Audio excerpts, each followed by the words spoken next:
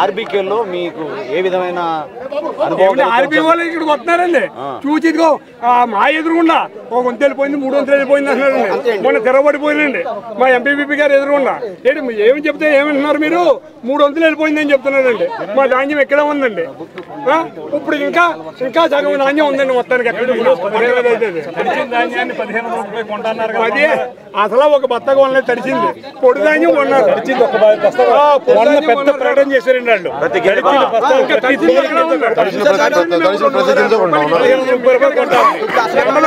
ఇంకా తెలంగాణ ప్రభుత్వం కొన్నదండి, మన వాళ్ళు కొనలేదు. ఇప్పుడు దాకా ప్రకటన చేయడానికి 6 రోజులు పట్టింది. ఇప్పుడు దాకా యాక్సిడెంట్ లో ఒక అతను చచ్చిపోతాండి, ఒకటి మిగిలేడండి. 6 ధాన్యం కొనమని మేము బతిమాలేమండి. ఈ వేళకు 18 రోజులు అయిందండి. ఈ వేళ నేను పట్టించాను ఇంకో రైతుని.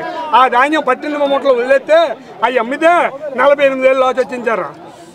అవి అమ్మితే 240 రూపాయలు తరుగు. వాళ్ళు పట్టుకెళ్ళలేదండి, వదిలేసారండి బత్తాలు ఇచ్చి. మేము బత్తాలు ఎట్టుకెళ్ళి అక్కడే ఎండ పెట్టుకుని మేము అమ్మితే బడిగా ఆయన హాస్పిటల్లో ఉన్నాడండి. వర్షం వచ్చినప్పుడు కూలీలు ఎంత అవుతాయి? ఆ కూలీలండి ఉత్తప్పుడు 800 అండి. ఇంకా ఎటువంటి కూలీలకి ఏమని అడిగితే మేము ఏం చెప్పలేమండి. గతంలో 80 రూపాయలకి 60 రూపాయల మంది వచ్చేది, తెరుపుకి 200 అయితే కానీ మంది వస్తలేదు అన్నారండి. వాళ్ళు ఈ కాలువలు ఎందుకు మరమ్మతు చేయలేదు? వాళ్ళు చేయలేదండి. ఇక మా డబ్బు పెట్టి చేసుకున్నాం సార్.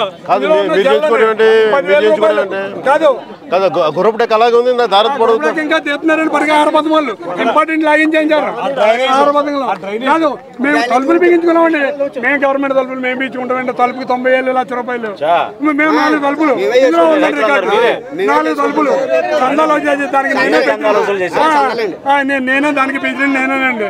అంటే నీటి కాదండి రైతు సంఘానికి.